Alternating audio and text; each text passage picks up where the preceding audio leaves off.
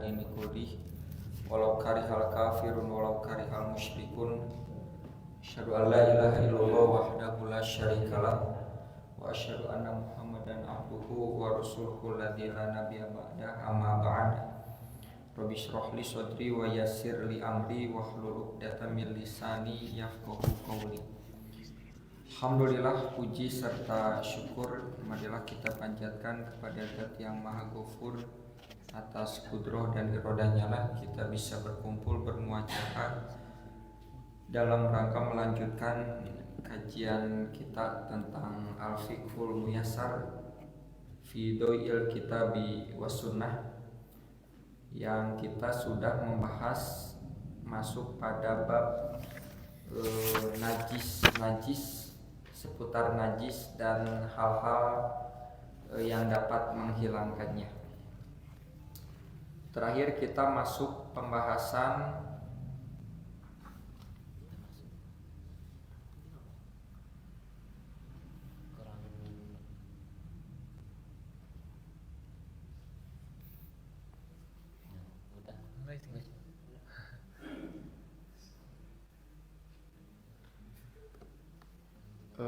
baulun wa rausu kulli hayawanin ghairu ma'kulil lahmi kal khirri wal fa'ri. Jadi setiap kencing dan kotoran hewan yang tidak dikonsumsi dagingnya itu masuk dalam kategori najis, seperti kucing dan juga tikus, itu masuk dalam kategori najis. Sekarang yang keempat, al-maitatu, bangkai. Ya, silakan, bagian siapa? Bismillahirrahmanirrahim. Ar-rabi al-maitatu wahiya ma mata khatfa hatfu anfihi min ghairi zakatin syar'iyatin liqaulihi ta'ala illa ayyakuna maitatan wa yustathna min dzalika maitatus samaki wal jarodi wa ma la nafsa lahu sa'ilatun fa innaha tahiratun. Ya, yang keempat yang masuk dalam kategori najis itu adalah al-maitatu, bangkai. Wahia mamata hatfa'an fihi, yaitu binatang yang mati tapi matinya tidak wajar. Ya, ditabrak, dicekik, di smackdown misalnya, atau jatuh dari lantai 10 misalnya, lalu kemudian mati min ghairi zakati syar'iyatin, tanpa penyembelihan syar'i. Jadi matinya bukan proses penyembelihan, tapi matinya mati selain penyembelihan. Ya, tadi kalau dalam Al-Quran kan ditanduk, tercekik, terpukul, atau diterkam oleh binatang buas, itu sudah masuk dalam kategori bangkai. Di qaulihi ta'ala, berdasarkan firman Allah Ta'ala, illa an yakuna maitatan, kecuali keadaannya menjadi bangkai. Wa yustasna min dalika, dan dikecualikan dari hal itu maitatus samaki, bangkai ikan. Ikan yang ada di laut, ikan yang ada di danau, ikan yang ada di balong, ya, maka setiap bangkainya itu boleh dikonsumsi karena halal. Nabi pernah ditanya tentang air laut. Jawaban Nabi, huwa tahuru ma'uhu al-hillu maitatuhu. Laut itu, kata Nabi, suci airnya, halal bangkainya. Jadi boleh berwudu dengan air laut. Dan kalau kita mendapati paus terdampar, nah itu boleh dikonsumsi.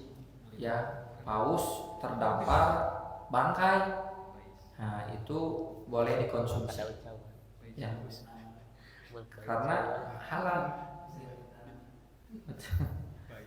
Kecuali yang terdampar putri duyung, nah itu jangan ya. Cerita fiktif itu. Nah itu jadi boleh. Atau wal jarod itu serangga kayak apa ya, simut apa bahasanya, Belalang. ya belalang. Nah itu belalang itu halal. Makanya orang tua dulu itu belalang itu sama apa, kalau musim halodo teh sok aya Laron. siraru ya. Ya siraru, belalang, siraru itu oleh orang tua dulu itu suka dikumpulkan, digoreng ya, tapi disangrai. Nah apakah itu halal? Halal. Bisa jadi orang tua kita dulu sudah baca kitab fikih ya, belalang, siraru itu bisa dikonsumsi. Wa ma la nafsalahu sa'ilatun, dan binatang yang tidak memiliki darah, binatang yang tidak mengalirkan darah. Itu kan seperti belalang, siraru itu tidak mengalirkan darah. Fa innaha tohiratun, maka itu suci ya, jadi tidak najis. Ya, kalau misalnya ada belalang masuk ke sumur atau ada siraru masuk ke sumur dengan jumlah yang banyak, tidak lantas menjadi najis ya, bisa digunakan untuk mandi juga untuk berwudu ya. Lanjut. Al-madhyu wa huwa ma'u abyadu raqiqu lazizun yakhruju indal mula'abati aw tadhakkuril jima'i la bisyahwatin wala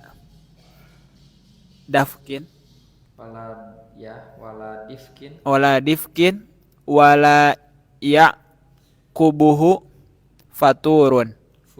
futurun wa rubbama la yuhassu bi khurujihi wa huwa najisun liqaulihi sallallahu alaihi wasallam fi hadithi Ali bin Abi Thalib radhiyallahu anhu, tawaddu waghsilu waghsil dzakaroka yakni minal madhi walam yu'mar fihi bil ghusli takhfifan wa raf'an lil haraji li'annahu mimma yasuku ihtirazu minhu ya. Yang masuk dalam kategori najis itu adalah air madi. Ada air mani, ada air madi, beda. Madi itu adalah wahwa ma'un abiyadu, yaitu air yang abiyadu. Abiyadu di sini bukan putih ya, tapi bening.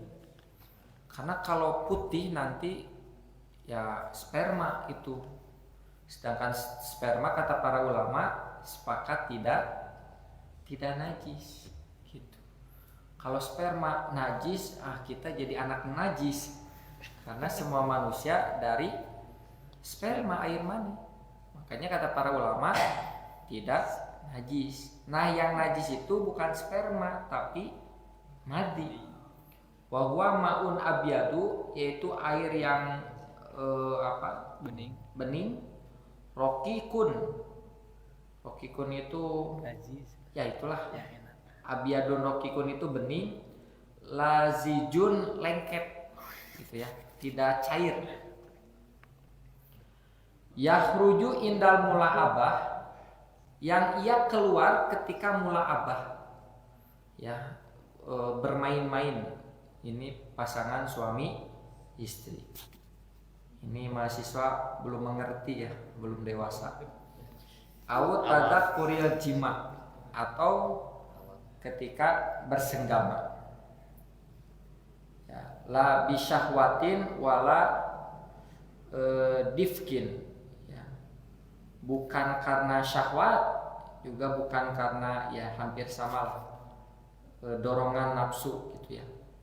Ya maksudnya mohon maaf, air madi itu keluarnya karena tadi ada proses antara suami istri sedang bermain-main gitu, sebelum berjima. Beda dengan syahwat, keluarnya bukan karena syahwat, bukan karena misalnya mahasiswa lihat yang cantik pasti langsung keluar air madi, enggak. Biasanya ada proses mulaabah gitu. Ya kalau mahasiswa lihat yang misalnya yang syahwat-syahwat itu enggak otomatis keluar air madi gitu. Walaupun ya ada pergerakan gitu. Wala yaqubuhu futur, dan tidak juga menyebabkan futur, ya lemah gitu. Jadi bukan karena syahwat lah, tapi karena tadi proses sebelum bersenggama. Warubama la yahusu bihurujihi, kadang juga tidak layu hasu, tidak disentuh, ya tidak disentuh, tapi menyebabkan dia keluar. Wahwa najasun, nah itu najis. Liqaulihi sallallahu alaihi wasallam, berdasarkan sabda Nabi sallallahu alaihi wasallam fi hadis si Ali bin Abi Thalibin, berdasarkan hadis Ali bin Abi Thalib radhiyallahu anhu, tawaddu wudu wagsil dzakaroka, dan basuhlah kemaluanmu. Ya, jadi ini yang sudah menikah, seandainya ini terjadi tapi belum jima, kebetulan misalnya suami istri ini ingin melaksanakan ibadah sholat tapi belum jima, ya maka wajib dibasuh terlebih dahulu karena itu najis. Kalau seandainya menempel ke celana atau ke celana dalam, maka celana dalamnya wajib diganti. Kalau tidak ada tempat mengganti, misalnya kalau misalnya tidak bisa diganti karena tidak bawa bekal, sedang berada di mana misalnya, ya setidaknya beristihad untuk membasuhnya di area yang terkena air madi itu, karena air madi itu enggak banyak begitu, keluarnya tidak seperti air madi. Yakni minal madi, yaitu dari madi. Walam yu'mar fihi bil iktisal, dan tidak diperintahkan untuk mandi. Tahfifan, karena keadaannya tadi najis mukhaffafa. Karena kata para ulama kemarin kan disebutkan najis itu ada 3, najis mugolado, najis mukhaffafa, dan satu lagi najis mutawassithah. Wa raf'an lil haroji, ya, dan tidak apa-apalah raf'an itu, menghilangkan haroji itu dosa, maksudnya tidak apa-apa, ringan, najis bukan najis mugalado, dan juga tidak mengapa. Di anahu mimma yasyukul ihtirazu minhu, karena itu termasuk sesuatu yang berat terhindar ihtirazu itu minhu darinya, ya susah gitu ya, harus terjaga. Karena kan ya sama, suami istri itu kebutuhan biologis itu sama seperti kebutuhan kita akan makan, akan minum gitu. Jadi memang susah kalau terjaga. Ya, selanjutnya al-wadiyu wa huwa ma'un abyadu sakhinun yakhruju ba'dal bauli wa man asabahu fa innahu yaghsilu dzakarahu wa yatawaddau wa la yaghtasilu. ya, sekarang wadi, ya, Ini beda dengan madi. Wadi itu huwa ma'un abyadu, yaitu air yang berwarna putih,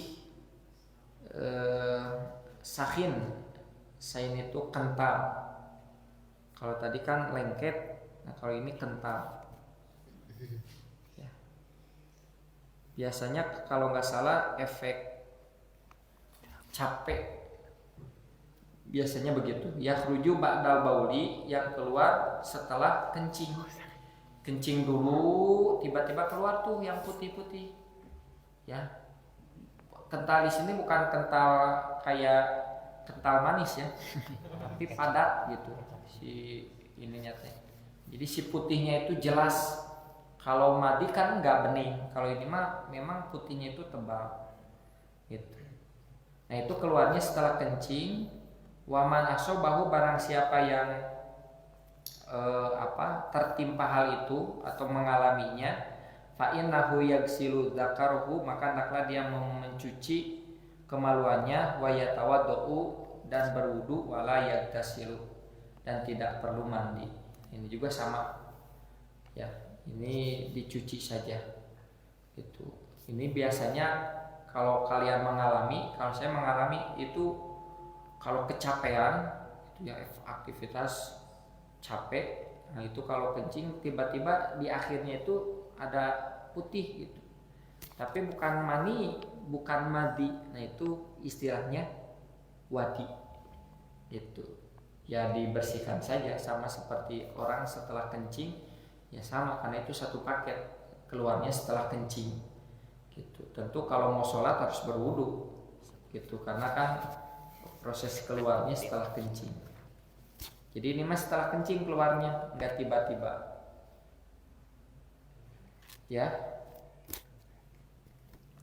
Damul haidi kama fi hadithi Asma'i binti Abi Bakri radhiyallahu anhuma qalat ja'at imra'atun ilan nabi sallallahu alaihi wasallam faqalat ihdana yusibu thawbaha min damal haidi kaifa tusna'u faqala tahuttuhu thumma taqrusuhu bil ma'i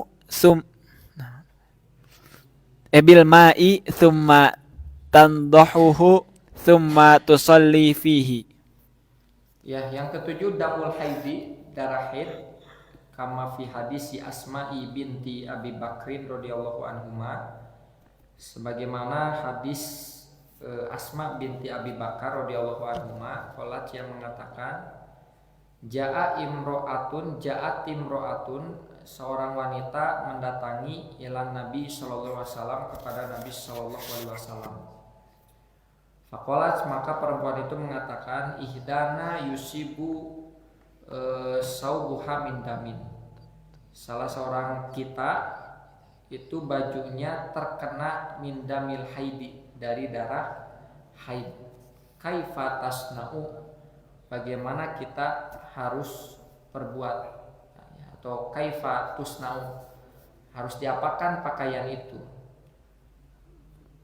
Faqala, maka Nabi sallallahu alaihi wasallam itu menjawab, ya, takhutuhu, digosok, summa takrusuhu bil ma'i, sama ya, dengan digosok, terus ini mah takrusuhu bil ma'i itu dikerik ya, dengan dialurkan air dikerik. Kalau sekarang mah disikat. Summa tandahuhu, lalu kemudian ya dibasuh dengan air. Nadoha itu asalnya diperciki, yang maksudnya dialirkan air. Kalau sekarang mah istilahnya ya disikat gitu ya. Kalau dulu kan belum zaman sikat, jadi menggunakan kuku, jadi digosok terus pakai kuku dikerik gitu ya. Kalau sekarang disikat. Summa tusollifi, lalu kemudian kamu sholat dengan menggunakan baju itu ya, boleh kalau setelah dicuci. Bagaimana kalau tidak disikat, kalau tidak dikerik, tapi ada deterjen yang kemudian mampu menghilangkan darah yang menempel pada pakaian, ya boleh. Kan tujuan intinya menghilangkan darah. Darah itu kalau menempel ke pakaian kan agak susah. Nah, kalau kalian misalnya menemukan deterjen yang tidak digosok pun darah itu hilang, ya di keeman itu boleh. Itu nggak usah digosok karena tujuannya kan supaya menghilangkan darah head itu. Dulu mah medianya belum ada deterjen secanggih itu. Nah sekarang mah misalnya kalau ada ya gunakan itu. Ya selanjutnya Al-mas'alatu tsalitsatu kaifiyatu tathirin najasa. 8 nggak ada di sana? Enggak ada. Nggak ada. Ini apa ya? Ini juga saya tambah.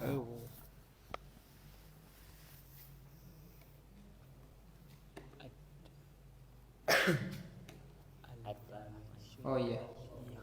Damul fahishu alladhi yakhruju minal insan min tariqi ri'af wa ghairihi. Damul fahish itu di sini fahish itu mimisan.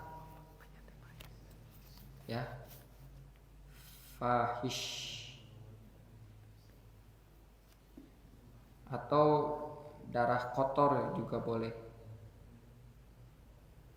Kotor ya, fahish itu. Ya keji kan dari fahisha, perbuatan yang keji. Ya maksudnya darah keji itu ya darah kotor. Alladhi yakhruju minal insan yang keluar dari manusia. Ala tariqi ri'af. Ri'af itu ya dari hidung tuh.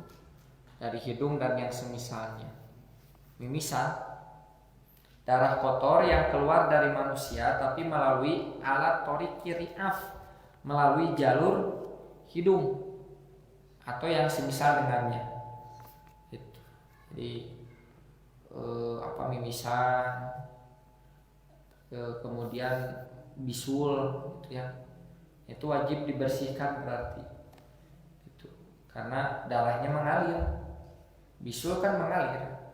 Kecuali darah yang di kulit. Ya, darah yang di kulit itu kemarin dibahas itu tidak termasuk najis. Gitu. Darah di kulit itu darah yang tidak deras keluarnya. Gitu. Darah jerawat itu kan nggak deras, termuncul terus kan. Ya itu jenis-jenis hal-hal yang najis yang mesti kita ketahui. Nah sekarang masuk ke persoalan ketiga, kaifiyatu tathirin najasati, tata cara membersihkan najis. Enggak?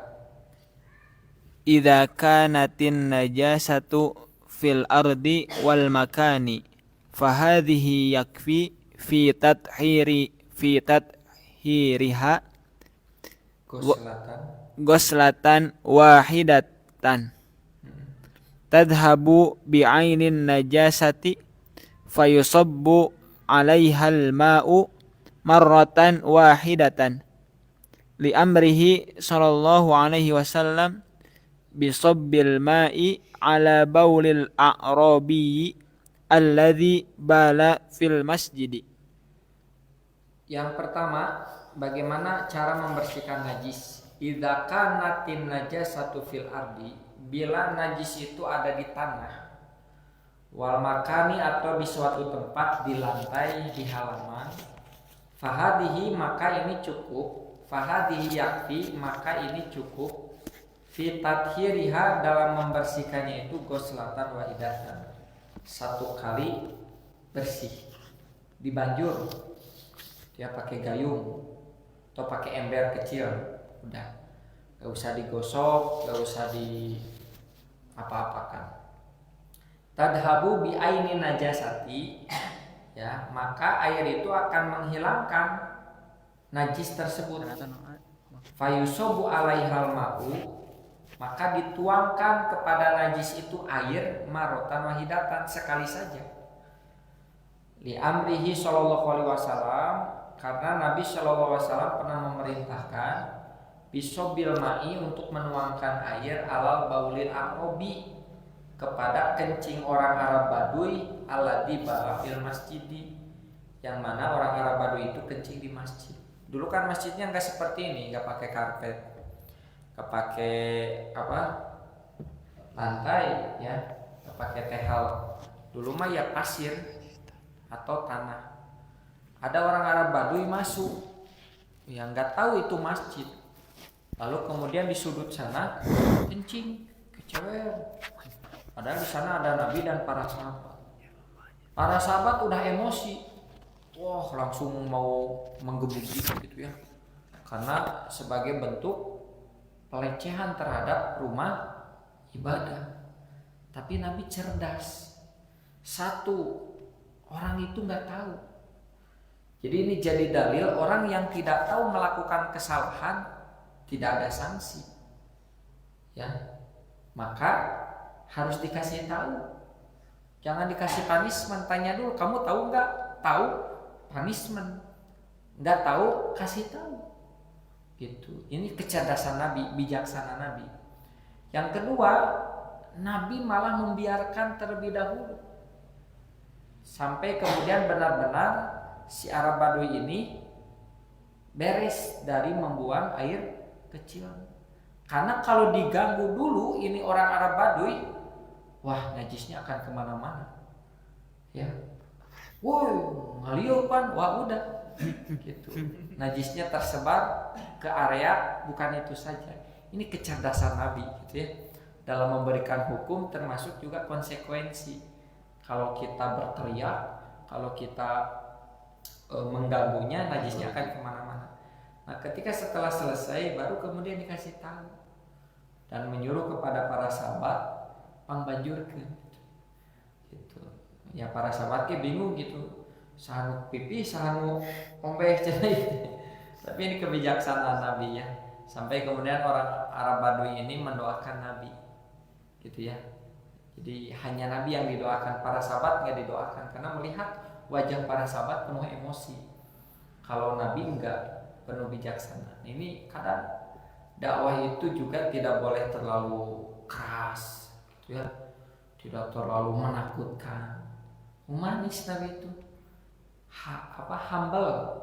Padahal itu orang Baduy, yang kadang orang Baduy itu enggak sopan ke Nabi. Bilangnya ya Muhammad, gitu ciri-ciri orang Baduy itu. Kalau para sahabat kan ya Nabi Allah, ya Rasulullah. Kalau orang Arab Baduy itu ya Muhammad. Apakah Nabi tersinggung? Tidak. Nah, apa pada Arab Baduy? Munayunanya, oh Ustaz merasa seperti apa gitu. Gak usah. Itu setiap orang beda-beda latar belakang ilmunya, latar belakang pengetahuannya. Kita harus tahu juga psikologi mad'u, objek yang kita dakwahi. Nah itu cukup. Jadi kalau ada najis di lantai, dibanjur saja sekali. Itu nggak usah digosok atau nggak usah menggunakan apapun. Karena memang dulu konteksnya tanah, sehingga kalau dibanjur pun menyerap ke bawah. Kalau sekarang mah nggak cukup dibanjur kan, tetap harus dikeringkan gitu, harus ada pengeringnya. Ya lanjut. Idza kanatin najasati ala ghairil najasatu ala ghairil ardi ka an takuna fi thawbi aw fil ina'i fa in kanat min kalbi walagha fil ina'i fala budda min ghuslihi sab'a ghusalatin ihdahunna biturabi liqaulihi sallallahu alaihi wasallam idza walaghal qalbu fi ina'i ahadikum falyaghsilhu sab'an ulahunna biturabi wa hadzal hukmu ammu fil ina'i wa ghairihi kathiyabi wal furushi wal farashi masih ada itu. Segitu dulu ya. Ini panjang soalnya. Yang kedua, idza kanatin najasatu ala ghairil ardi, Bila najis itu mengenai selain tanah, ka'an takuna fi saubi, ka'an takuna seperti najis itu mengenai fi saubi pada pakaian, baju, celana, au fil inai atau pada bejana. Fa in kanat bila bejana atau pakaian itu min kalbin, ya, dikarenakan anjing, walago fil inahi yang menjilati bejana itu, fala buddha min goslihi, maka mesti mencucinya itu sab'a gosalatin, 7 kali cuci, 7 kali basuh. Ihdahun nabi turobi, salah satunya dengan tanah. Apakah boleh dengan deterjen? Kan sekarang lebih canggih. Gak bisa ini mah, karena Nabi tegas menyuruhnya 7 kali, dan salah satunya dengan tanah. Dulu Soekarno punya anggapan, dan sekarang mah sudah zaman kapal udara, bukan zaman unta, cukup dengan deterjen saja. Enggak, ternyata tetap harus dengan tanah. Hikmahnya ternyata ada bakteri yang tidak bisa hancur kecuali dengan tanah, gitu. Bakterinya bisa hilang dengan tanah, gitu. Ini ya hikmah syariat.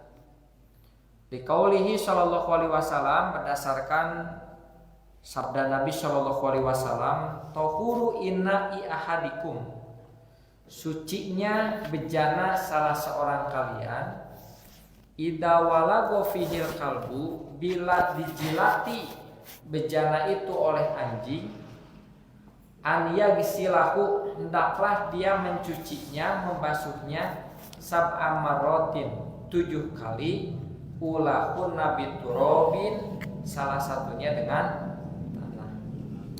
Wa hadzal hukmu amun fil ina'i wa ghairihi, hukum ini katanya umum, baik untuk bejana, wa ghairihi atau yang lainnya, seperti pakaian ataupun farosy, itu bantal, alas tidur.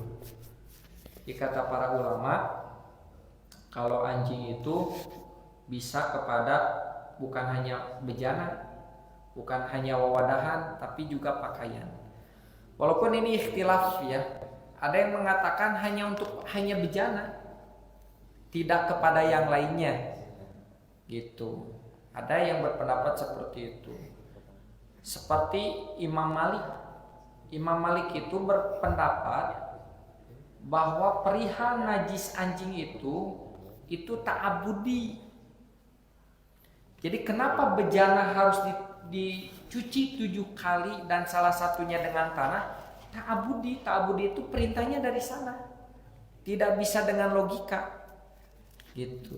Maka tidak bisa dikiaskan dengan yang lainnya. Apa dalil Imam Malik? Kata Imam Malik, karena dulu Nabi membolehkan berburu dengan anjing buruan, tapi tidak pernah Nabi menyuruh ketika berburu dengan anjing buruan itu, binatang hasil buruan anjing itu dicuci 7 kali dan salah satunya dengan tanah. Ya keharti ogenya Imam Malik. Jadi pakai dalil itu juga kuat, gitu. Jadi memang perihal anjing ini masih ikhtilaf ya, terkait dengan apakah mencuci 7 kali itu dan salah satu dengan tanahnya hanya untuk bejana atau kepada yang lainnya. Misalnya ke baju kita, motor, tanya naik motor, motornya dijilat padahal karek cuci motor tadi teh, gitu. Jadi kasih imam cuci motornya jadi 7 kali, imam 7 kali, terus pakai tanah sekali. Waduh, ya gara-gara ke anjing. Kalau Imam Malik nggak begitu, tapi kalau yang lainnya seperti itu. Cekap ya. Aku lupa lihada wa astagfirullah li wa lakum. Wassalamualaikum warahmatullahi wabarakatuh. Beres ki. Assalamualaikum warahmatullahi wabarakatuh.